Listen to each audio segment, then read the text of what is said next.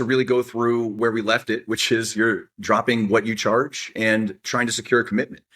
The first part of our listing of presentation dealt with these couple facts. We want to start fast. Before the listing appointment itself, there should be steps. There should be flow around building rapport. So when you walk into the front door or wherever it is you're meeting, you're not just a nameless face. They have good data on who you are. At least you've attempted to educate them a little bit about your approach, your process. And we talked about doing that in a couple key ways. My personal favorite is to have something specific to a listing lead created that either gets door dropped or overnighted FedEx to the listing lead. So if I got a call now, either if I could door drop it or have my assistant door drop it, that's going out this afternoon. Or I would go to FedEx and say, by tomorrow afternoon, this package arrives. The purpose behind that, rather than going digital, is that if something ends up on your front doorstep, you have a 100% chance of opening it. Open rates are everything. We can send awesome material. If they don't get viewed, it doesn't matter. So there was a time where that was digital. It was print. And then for me, it went digital. But I think print is still the way to go because digital is just getting lost. I also test this theory for new clients inquiring about coaching. And anyway, about half of what I send gets viewed. And these are people that booked the time to talk to me. I don't have that data for y'all, but I would assume it might be some of the same. So start before the appointment. When we get to the appointment, they pick up on how they feel around you before they hear what you say. A lot of clients in coaching, we focus on scripts and all the different things. But what actually matters is their takeaway, which is the energy they feel you bring. The 3 ways we articulate that, just be sharp. Go there fully prepared, lock in, dress for success, feeling your best to the extent you're capable. Go there with enthusiasm. People feel that. That may not be your go-to mode, but showing up with enthusiasm is the way to make people kind of feel like, you really want this. And there's just something that's like an unarticulatable or untangible thing around, I don't know, but I believe this person would do a good job for me. That's enthusiasm. So that conviction strategy is being prepared, being enthusiastic. Hey, nice to meet you. Really excited to be here today. Go through everything. And hopefully by the end, we could decide if we're a good fit to work together. That's the idea. And last but not least, let's run the appointment our way. It's common that when you walk into someone's house, they start asking you questions like, what do you charge? What's this? What's that? It's perfectly fine to say, I have a process, we're getting right to it. But before we get into that, let me learn a few things. Go through your discovery phase. Would you like to see a tour of the house? I would love to, but if you don't mind, I'd love to sit down just for a few minutes, understand a few things, and then we'll take the tour. Right? So it's setting up the flow that you feel best about. So it's not arbitrary. You don't leave it to chance. You go there. Here are the 4 different pillars we're going to walk through. Mine is great to meet you. Do a compliment. The house is lovely. The garden, whatever you can do. Move right into, would love to sit down for a few minutes. Discovery, ask those listen first questions. Then take the tour. Go through your pillars. Then we roll into commission and closing. Today we're talking about commission and closing. But if you're here for last training, we talked about that first part. So the last recap would be why I feel agents are losing competitive appointments. We discern there are 2 types. There's the come list me call. That's a past client who probably isn't interviewing a second broker. I'd rather go there as if they might be than be unsure. I don't know if that's ever happened to anyone. Certainly happened to me once or twice. But the come list me calls, a little less urgency behind them. Whereas the competitive ones, you've got to bring all your A game. And I would say there's only one small difference that I would propose, and that we'll get into today. But if you go there too loose, too chill, afraid to be salesy, you're not there to compete. You're just there to listen and learn and see where it goes. Though that may feel authentic, it's not very convincing. If they're going to hire someone to sell their house, they're not a maybe seller. We're relocating. We have a job offer. We're going. Even if they're a past client, come fully prepared, come ready to go. And don't take any of those steps for chance. I have screwed that up by not coming fully prepared as a good example.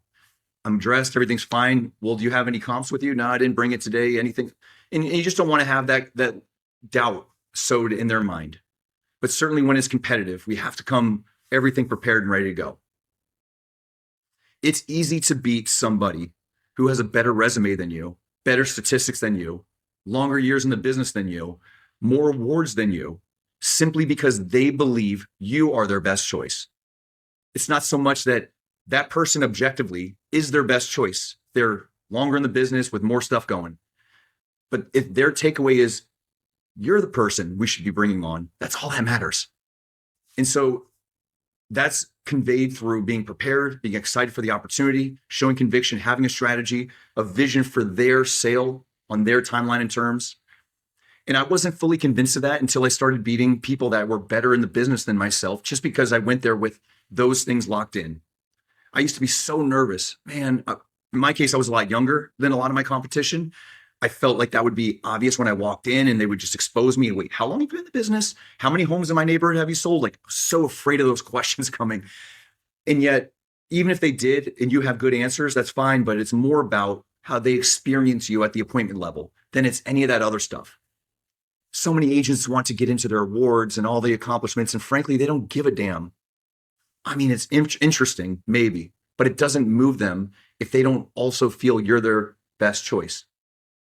So anyway, the focus on that is simple. We went through it all last time. Before I go into LDAT, does that trigger anything from last presentation, or are you just nodding your head like, got it? Got it. Didn't trigger anything. All right. Well, let's get into how we then approach the fee conversation. I think that's the point we left off last time, and it's the beginning of the hard part for a lot of people. And I get it. Money talks suck. I hate having them myself, but it's a part of the conversation. Made a note here that fee is not often the objection. It's more of just a signal. If they bring up, oof, or you charge 3%, interesting. Oh, and they feel like they're waffling. It's usually for one of these three reasons. It's your value proposition didn't anchor your true value and your approach and everything else. In other words, be like simple about it. You sound like everyone else. And maybe you're charging a little bit different than everyone else. So value proposition wasn't properly anchored. My personal experience is this next one, the what they do versus I do weren't fully articulated. It's why in the pillars part of the listing presentation, I think it's worth going through, not calling any individual agent out, not disparaging another brokerage, none of that stuff, but just saying, look, I've been in the business a while. Here's what I often see. Most agents approach the following this way. Here's our approach. Most agents approach marketing with these couple things in mind: signs, lockboxes, and open houses. That was really effective in 1990. What we do today is the following. And you can come up with 3 or 4 talking points to articulate what they do versus what you do. Now, if sales is a story, they might also do those things. I'm not sure. But if you can tell a simple story and make contrast, it puts you in a position of authority. It's almost like I've thought about all of the stuff that the average does, and here's how we approach it with a far above average plan. So the difference is an opportunity for you, before we get into fee, to nail that. There's also a chance that leadership wasn't conveyed. What I mean by leadership is the the vision for their listing, the exact pathway towards their success. Maybe it's, think of it as like their biggest concerns, your solutions to those. What's the most common complaint people have around their real estate agent when polled? Any ideas? Any ideas? Communication. Bingo. It's the number one complaint, whether you're on the sales side or buy side. People and users feel not communicated enough with. And so if you think about that, maybe especially if they're not a first-time seller, they relocated from somewhere, they sold a place previously, to really hit on your communication style, your communication plan. Leadership in the key areas matter. And people, when they understand that, tend to be pretty clear on what the pathway looks like to work with you. And if that's true, then the fee part is either simply that, look, they have offers for less and they're not going to pay more than that, or it's an opportunity to just, see if there's something that you can fix for them to get them back on your page. But the idea behind introducing the commission, it should be like a introduced part of it. For all of this, we charge 3%. And if this part of the conversation gets dicey, you can probably just see it happening without you having to keep talking. If you bring up fee and then you kind of move past it, but you feel like that was a break in rapport, things were going really smooth until then, it's okay to sit back and say, any questions about anything we've talked about so far? Right? Because fee is not just dropped on them before going through multiple other parts. It's for everything we just described and how we approach and blah, blah, blah, we charge X. And so think of it that way. The fee part is a beginning of an objection handling opportunity, or you're in alignment, they're good to go, and you don't have to belabor the point. They get it. Especially when money's brought up, guilty as charged, it's easy to start over explaining. This is not the moment. You don't need to do that. We'll come back to fee in a second, but I think about closing killers. If you were to take a look at the reasons you would walk away without an opportunity here, these are some of the big threes. Confusion is probably the number one offender. A confused mind doesn't buy. If they feel they don't understand what it is they're getting, what they're paying, there's a very good chance, even if everything else was good to go, that they're not good to go to work with you. This is why having tiered systems, we charge 3.5% for this, 3% for that, 2.5% for this. And if you want something really generic, we have that. Giving them multiple options like they're at a buffet. It's a bad plan. Not because, in a perfect world, that would work, but because that creates confusion. It'd be very easy for them to be like, and not get it. Remember, people tend to be polite. They will nod their head and say yes, even when they don't get it. For obvious reasons, but sometimes they just don't want to hassle with it. And so the clearer you can be about what they get, what you charge, and keep it shit simple, you're going to fare better in the closing framework. Obviously, pressure, commission breadth, that goes without saying. Sharp angle closes, that's why scripts and all that nonsense, none of y'all are a fan of it anyway. But it goes without saying, people, when they feel pressed against, press back. If I were to walk up to Eldad right now and just start pushing on his shoulders, I wouldn't have to say a thing. He wouldn't just fall backwards. He would start pushing against me. The moment I start pushing against him, he would just automatically know to push back. Whereas if I put my arm around Eldad and say, hey, we're walking this direction, he wouldn't say, what the hell's going on over there? He would just say, okay, maybe he's confused, but he would go with me and there wouldn't be pushback. So the opposite of pressure is alignment. Get into. Well, let's do it now. This is where we can win better. Trust goes without saying, right? We want to remove confusion, handle the objections clearly, but the alignment part is a big part of when money is discussed. It's easy to lose this. This is where we have to go way out of our way to stay on their side. You'll hear me say this often in coaching if you haven't already. Metaphorically, in any scenario that's competitive or otherwise, but you're trying to get someone, a new client, to work with you on the buy or sell side, the way to think about it is, rather than you guys sitting across the table from each other as negotiating adversaries, wrap your arm around them and say, man, we're on the same team. How do we solve this? I call it staying on their side. Just, it frames a tougher conversation when that's your mental, when that's the way you're approaching it. It's so easy to start going back and forth. This could also be, by the way, a buyer who wants to make an offer that sucks for a bad price. You already know. And you're just there to say you get into it back and forth. It is your job to advise them. But we can advise as a same side alignment where we're here together, as opposed to people, you want this, I want that. Let's see where we end up. People push back when you push on them. So your delivery might be fine, but if they say something to the effect of, you charge what? 3%? Oh my gosh, we thought it would be no more than X. And you do this and cross your arms and say, well, yeah, that's what a discounter would charge, but we're better than that. We're different than that. Blah, blah, blah. You're not in alignment anymore. You are now talking past each other a little bit. And you may be 100% correct in what you're about to say or are saying, but that's not necessarily what's received. Alignment is the way to go. An example would be, I totally understand that. Money's important. As a consumer, I like saving money too. So I'm not trying to, overcharge you for something we don't deliver. We feel really good about what we provide our clients and the results we get them. Obviously, selling for top dollar on your timeline and terms. These are all things you've focused on prior to this moment. Take them back there.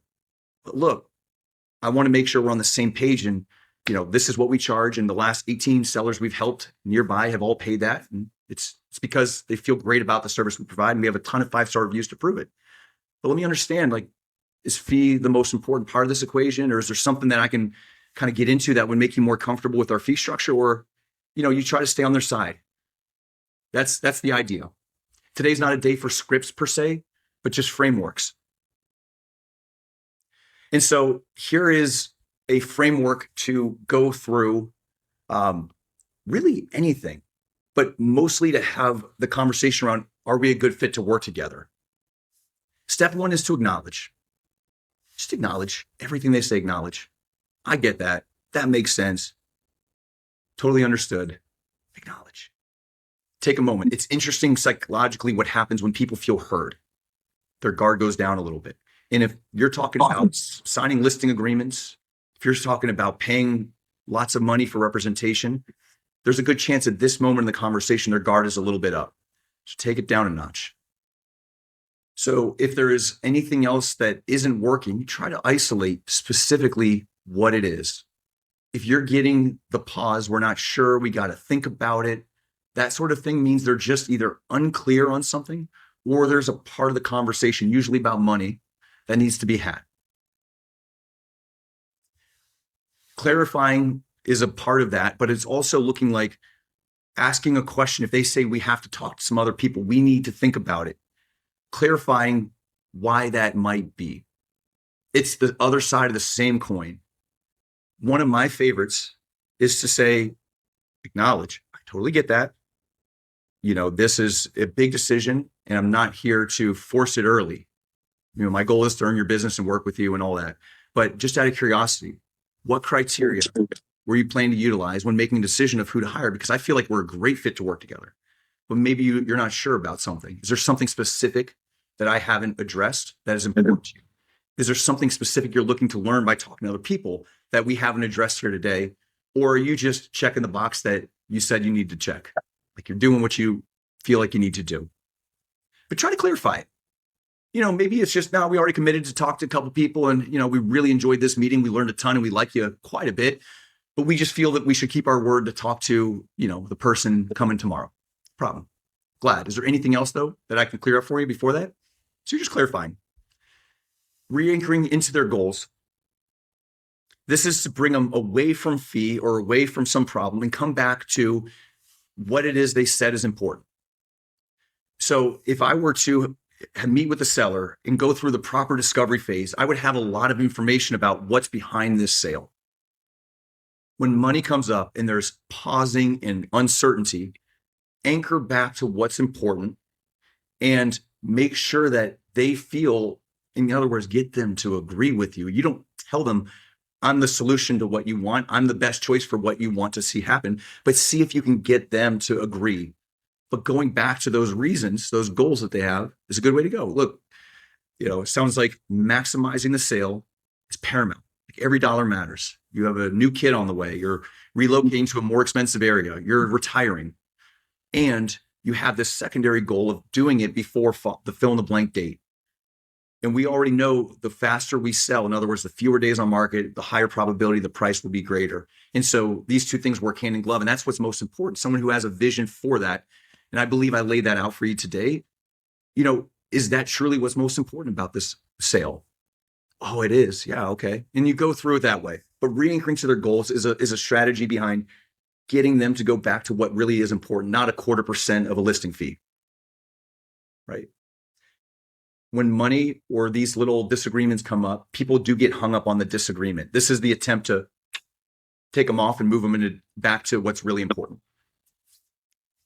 So the last step of this is a really important one and something that in coaching, I see this happen quite often. Let's remember at the end of these conversations, we want one of two things always.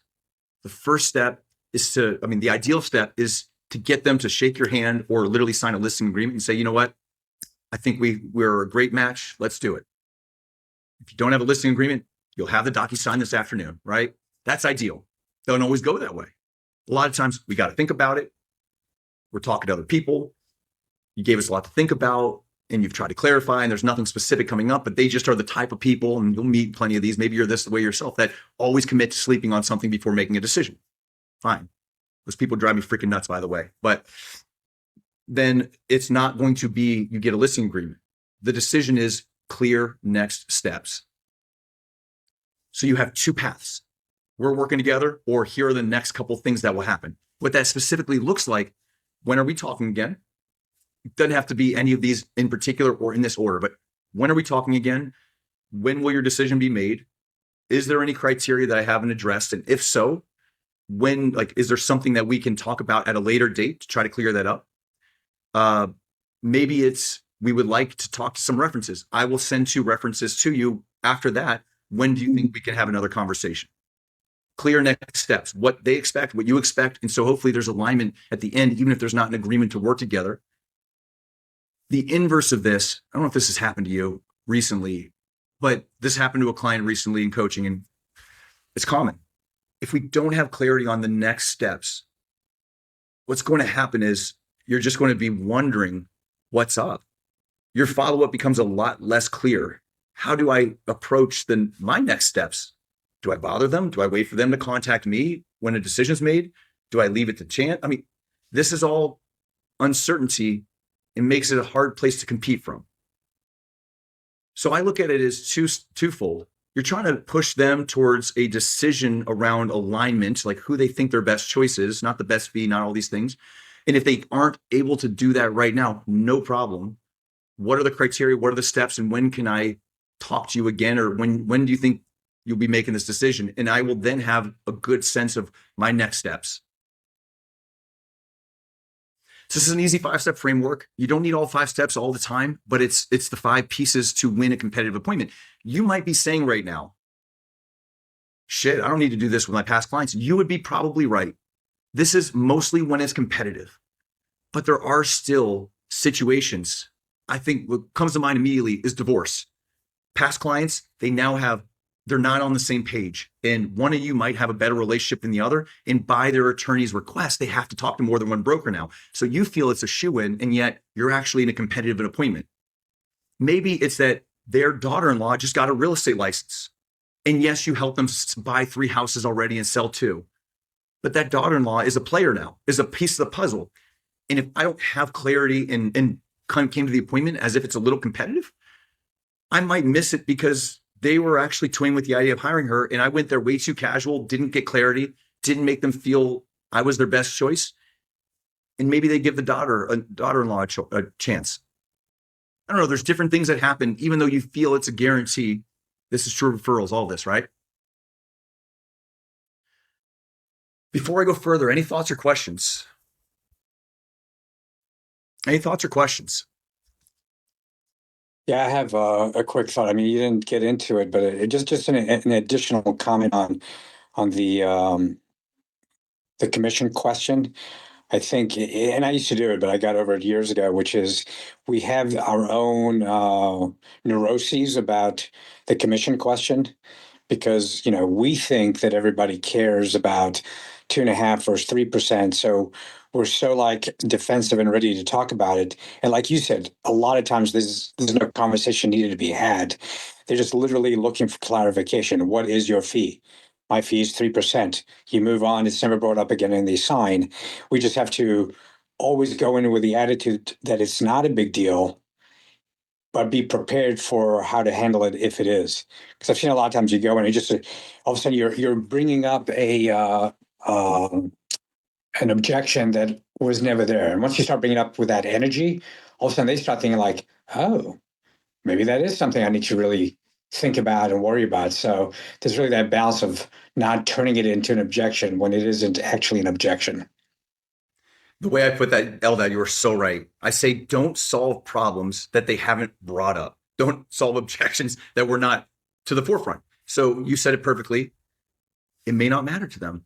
Don't start over explaining and talking in circles around anything. That could be staging. Who's paying for it? That's a big one. Maybe you're like, shit, maybe I need to pay for this. Maybe we split it. And you say, as part staging, it's usually a couple grand. I'll get my stager involved and happy to coordinate everything. Oh, is that something we pay for or you pay for? You guys pay for it, but I'll coordinate everything and blah, blah, blah, blah, and you move right through it. You don't have to get into, well, sometimes we split it, sometimes we cover it. But in this case, that they're like, wow, interesting. So staging, fee, marketing, term lengths of agreements, the sticky stuff. Keep rolling, read the room. This is why at the beginning of the appointment, however, the discovery phase, using these guys before you ever use this is everything. It's everything. So many agents feel this part of their job is performative. They're there to go and just dance on a table for joke. They're there to perform something, which is called the listing presentation. I've got comps, I've got this, I've got marketing. The majority of what you should be doing is listening to what matters to them and then talking about those parts. And when you get to these sticky areas, you should have a little clarity of what matters and not have the compulsion to talk longer on something that isn't important to them, especially something sticky. So I love it, brother. Stop solving problems ain't there. Objection handling things that they didn't say was a problem. If they're asking for clarity, here it is. Anything else I can clear up for you? That idea.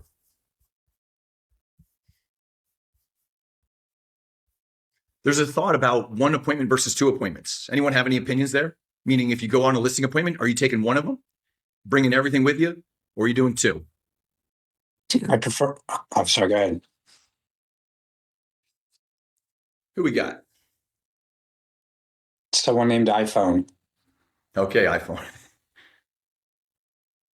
I thought they were going to talk. I prefer to try to do it all at one appointment. Yep. You know, I want to close them that day. I come with,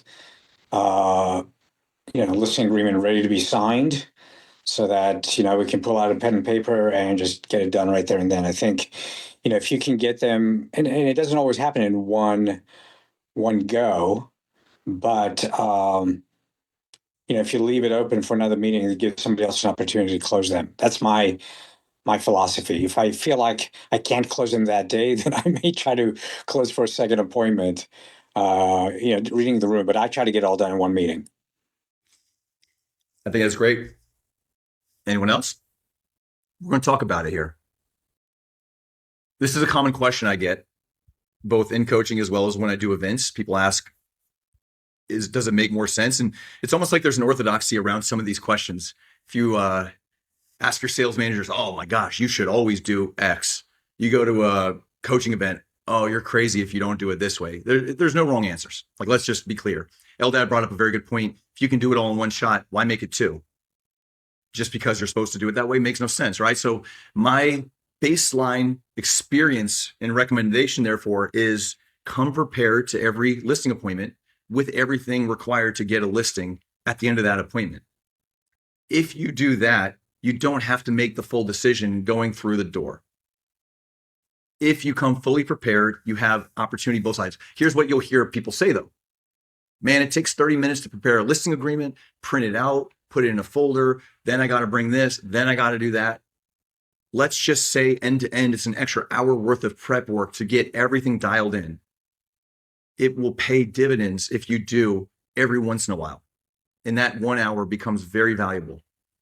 When we say it's time to, other ways to think of it is if you could get the listing and you did and you left and they got sent the DocuSign and in the meantime, something happened and they had to wait. And then someone wrote a handwritten letter to the mailbox, say, we buy houses cash. And all of a sudden they just know your pricing and and all of a sudden they're like, Eldad, we are so sorry, but we're just going to sell this to a builder. And you're like, fuck. And if you had a listing agreement, that would have never happened. But your pricing commission. Go ahead, Eldad. That happened to me. I had a client I helped buy a house, and he knew they were going to move a few years later. And then he said, let's talk about what the house is worth sometime next year. And I was, gave him the CMA. So when you're ready to sign, let's do it. Instead of just getting him signed there and there, I mean, I knew he wasn't going to go anywhere else. So it was very kind of like, all right, well, we have a few months. Okay, no big deal. Just call me when you're ready. Calls me 3 months later. He says, Eldad, you're not going to believe what happened. I don't know how this happened, but some guy down the street got word we were going to move. He's a neighbor. He knocked on my door. He said, hey, I want to buy your house. We need to upsize. And what do you think? How much do you want? No agents. I'll just strike you a check. And he sold it. And he's like, look, I love you, but at the time, it would have been 6%, right? Because we were both sides of the committee. He's like, save the fees. How could I say no? I said to him, I can't blame you. I would have done exactly the same thing, but shame on me for not having something signed, So it's not, it absolutely happens. And there you go. I hate to hear it, but that probably taught you something. You probably thought that moment, this won't happen to me a second time. So those lessons are powerful. And it's exactly right. For anyone that hasn't yet happened to, take my word for it, take Eldad's experience. It's tough. It's almost like you have a free agent, anyone who's a sports fan, they can talk to anyone for any reason. And if you make your offer, which is here's my pricing strategy, here's my commission, here's my marketing plan, here's what you're going to get, your offer has been made. You have shot the shot. And yet now they just have something, even if they're good-hearted humans that aren't game players, they now have information that someone can just beat. And business is business, right? People will say things like that. But more importantly, like a free agent in sports, they could talk to other people and say, I'm no better off with LDAD. Less the fees selling today to this person, and no hassle, no showings, no rigmarole, no staging, no painting the place. That seems so much easier. And my big learning lesson from that was exactly one of those scenarios where I really, well, this is a little off topic, but it dovetails. I really go in excited with a vision and a plan. And my thought process was typically, how do we sell it for more and faster? It's a fair approach. Most listing agents that are worth their full fee should be able to, that's usually their target. Fast on your terms for the most money. And yet sometimes people don't care as much about those parts as they do how easy this is going to be. Said differently, they're overwhelmed by the process. Let's say it's an estate sale and there's a lot of emotional baggage tied to the listing, and you're talking to the executor of the estate and you say, look, we got to clean it up. We got to paint it, stage it, do it, this, that, and the other. But don't you worry, we're going to get a great price when it's all said and done. And we don't have a commitment in place. And they just find someone who doesn't need all that. And they will even take a worse deal sometimes to avoid some of those things. And I've had that happen to me where my plan, my approach without a commitment and alignment meant that they were overwhelmed and preferred a different solution, which I didn't provide. Had I had spent time to make sure we're in alignment, that was good to go and have multiple solutions, that wouldn't have happened. So this cuts multiple ways. Let's talk about the 1 versus 2. Again, no wrong answers, but I'll give you some vanilla ice cream, generic advice with a little nuance. And it's something that over time, you'll continue to figure out on your own. The 1 visit appointments work really well when it's a come list me call. It's a past client. It's a sphere thing. It's a come list me opportunity. There's already high trust, but it also works when speed matters. If you have a 2-part process, I actually prefer that. And I'll explain here in a second.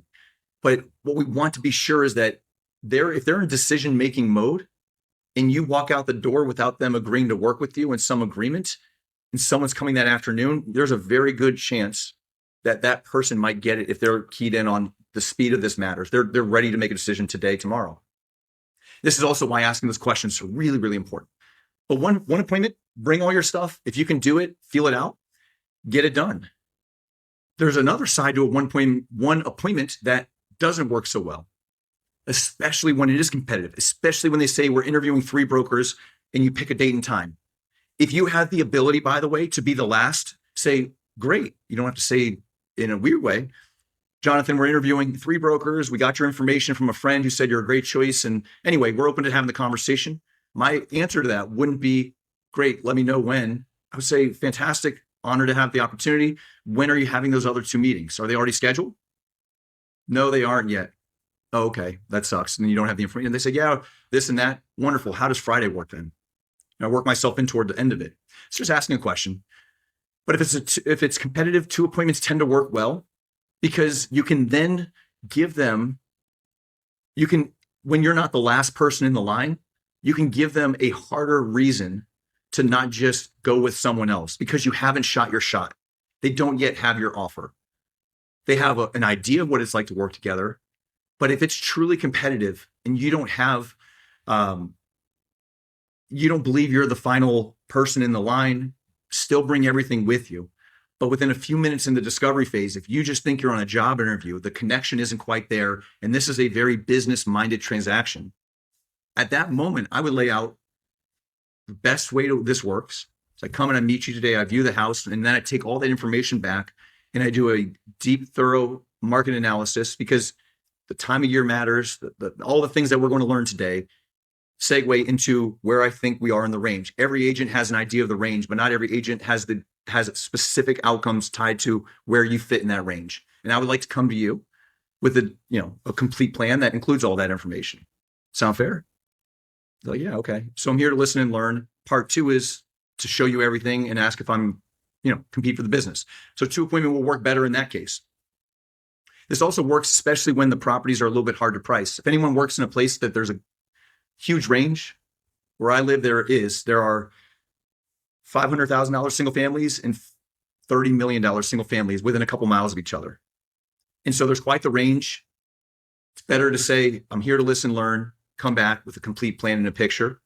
I've talked to a lot of very successful agents that deliberately never bring a price strategy to the first appointment. And when they ask, what do you think my home will sell for? They just say, that's not a part of today's conversation. That's going to have to be a secondary conversation once you decide who you think your best choice is. So I'm really here to listen, learn, share with you my approach, and then we can get into pricing if you feel like we're the right fit to work together.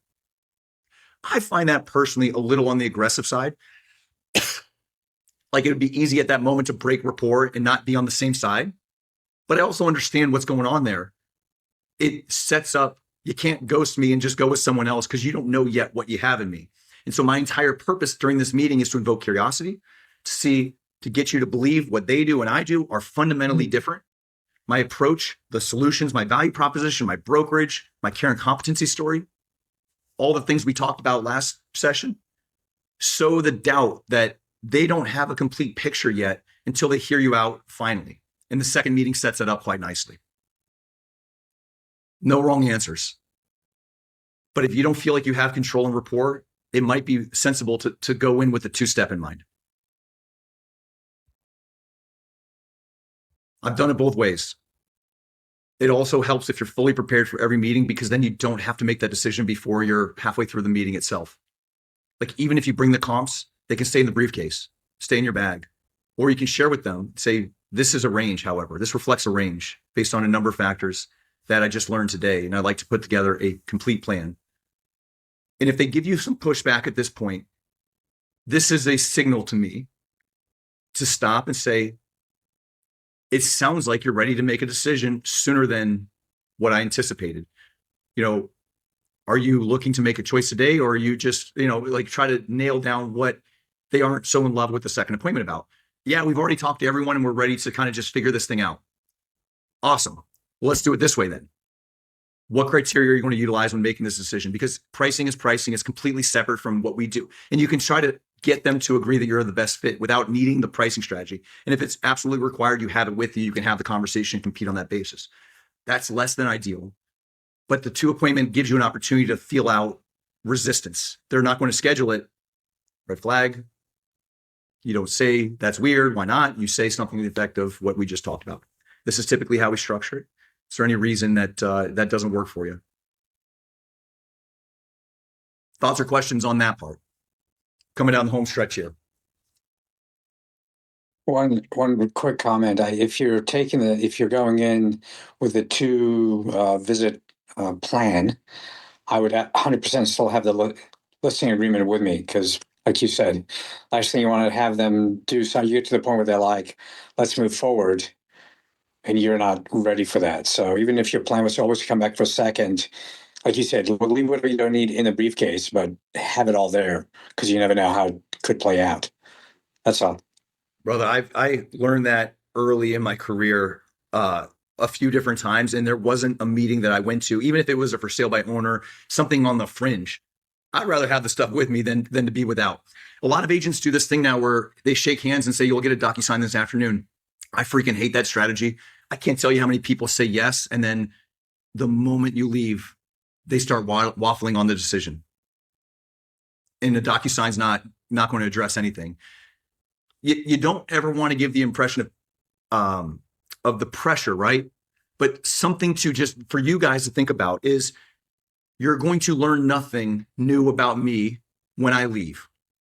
You're going to learn nothing new about my approach, my pricing strategy, my marketing plan, my value proposition, my brokerage when I walk out the door. There's nothing you're going to be able to Google that gives you better clarity. So thinking isn't going to bring you closer to clarity. I would like to see if I can solve that for you while I'm still here. And if it's a no, it's a no. No big deal. But when I leave, those answers aren't going to come flying to you.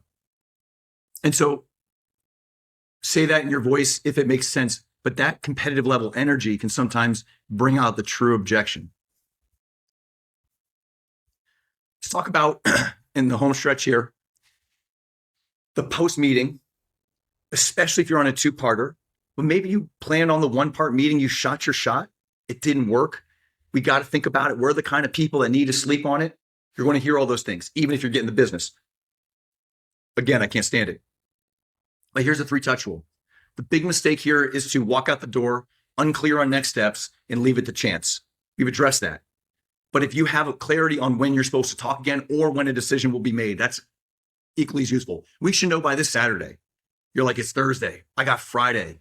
I got Thursday and Friday and maybe Saturday morning. So at least knowing that gives you clarity. But if you have an idea, don't do less than 3 touches. Same day, thank you. I love thank you cards. They just don't arrive the same day unless you're literally putting in their mailbox with a stamp when you're walking out the door.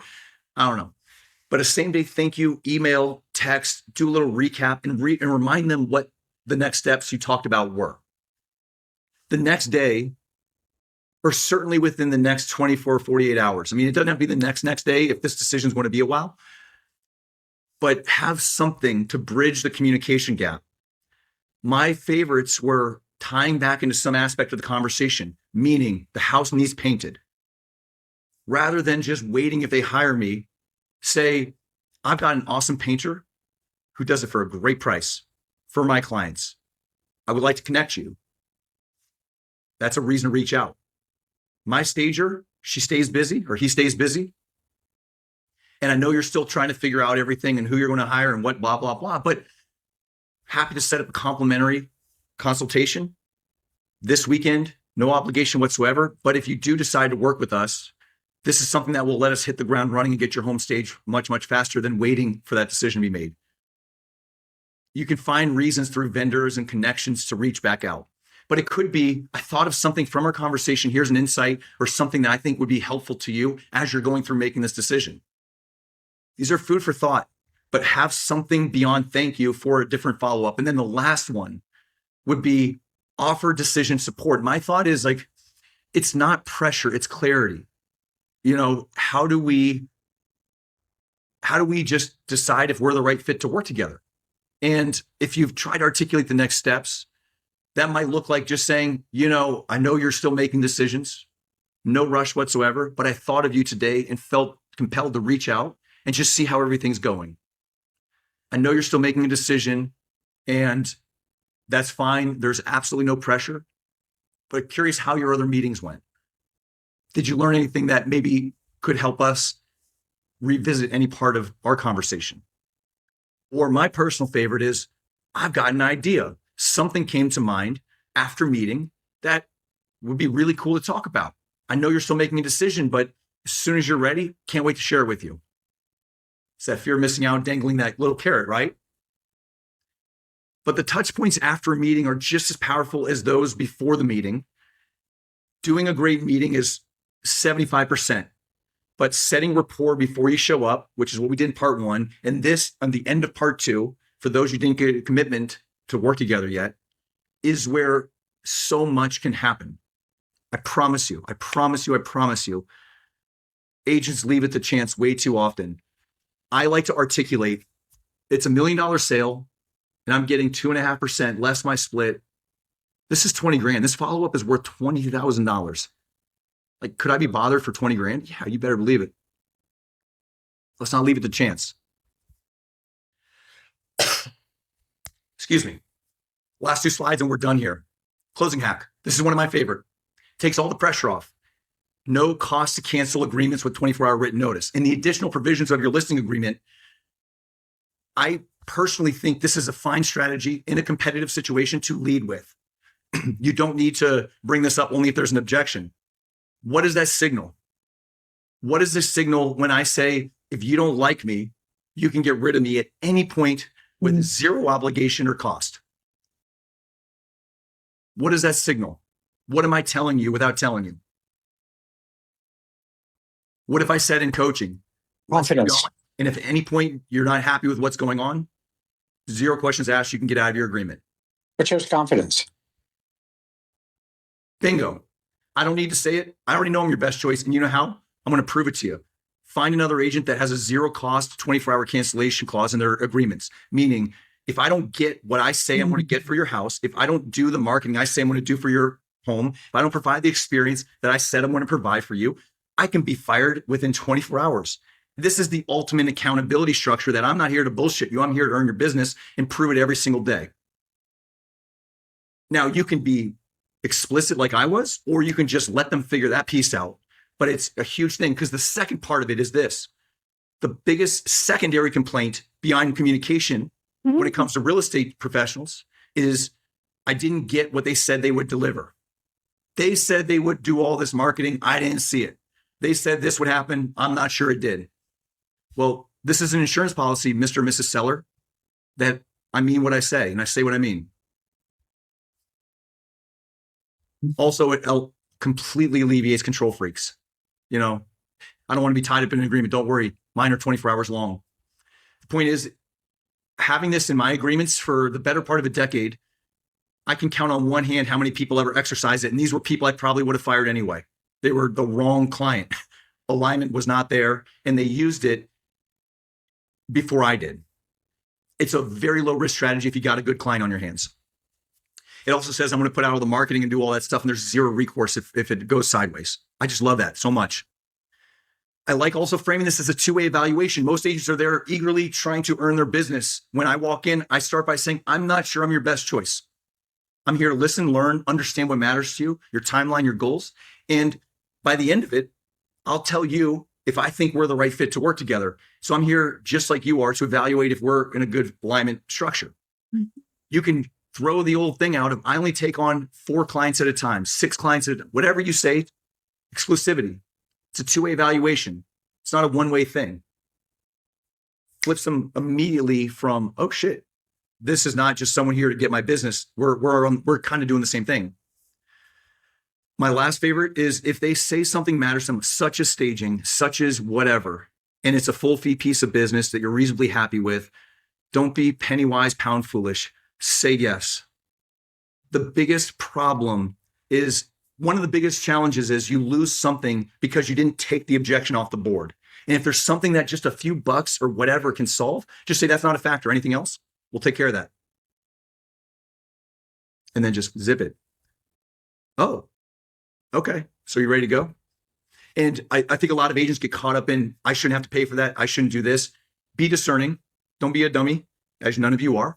But if it's a good listing, full fee, and you have to spend an extra $1,000 on it, do it. If you do listings to listings, you lead generate, it's worth it, far beyond the opportunity.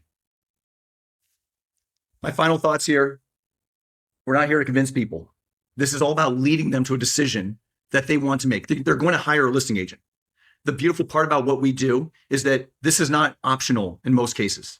They are going to hire you or someone else. Let's lead them to you being the right decision. We're not forcing, we're not pushing. If you think of leading, like I was saying, I can push against LDAT, he's going to push back rather than me putting my arm around him and saying, let's take a walk. He'll go with me for at least 10 steps before he's like, why are we doing this? But that's the idea.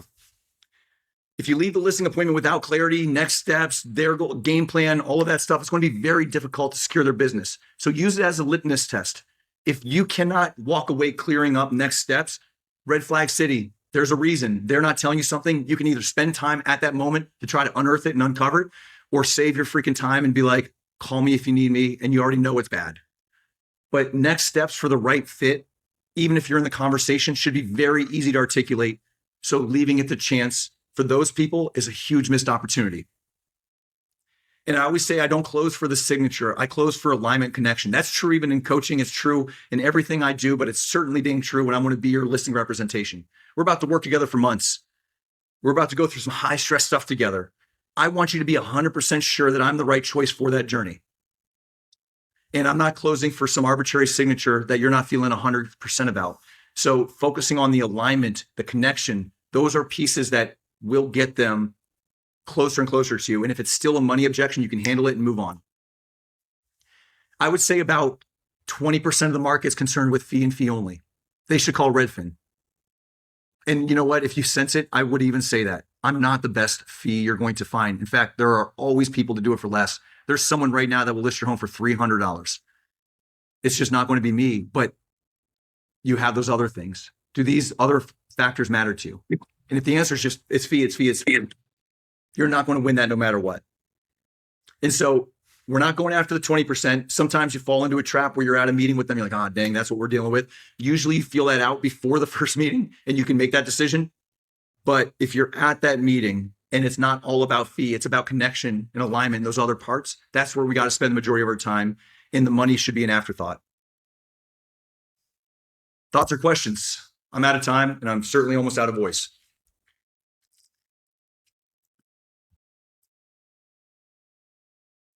Cool. Well, look, pair this with part one. You're going to have a really good approach, an idea of how to present and get a listing appointment, especially those competitive ones, to go your way. I'm going to put this all together. If you were inspired by anything between those two trainings, let's have a conversation in our one-on-ones.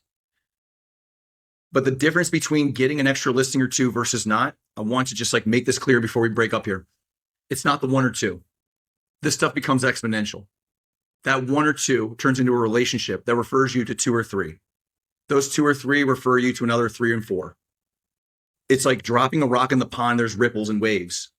So if you're just focused on winning or losing one opportunity, you're missing the real opportunity. It's all of that other stuff that comes with it, which is why I want you to compete and win. And once you get through this awkward part of competing and winning and fees and all these things that probably feel like sandpaper to you because you're just there to do a great job, you can put all that away. You have an agreement, you have a client, and just let those best parts of your service and everything else shine from their point forward. But we ought to compete for those opportunities that we're really excited about. That's all I got. Appreciate y'all being here. And I will put this together. And obviously, if you have any follow-up questions, you know where to find me, okay? See ya.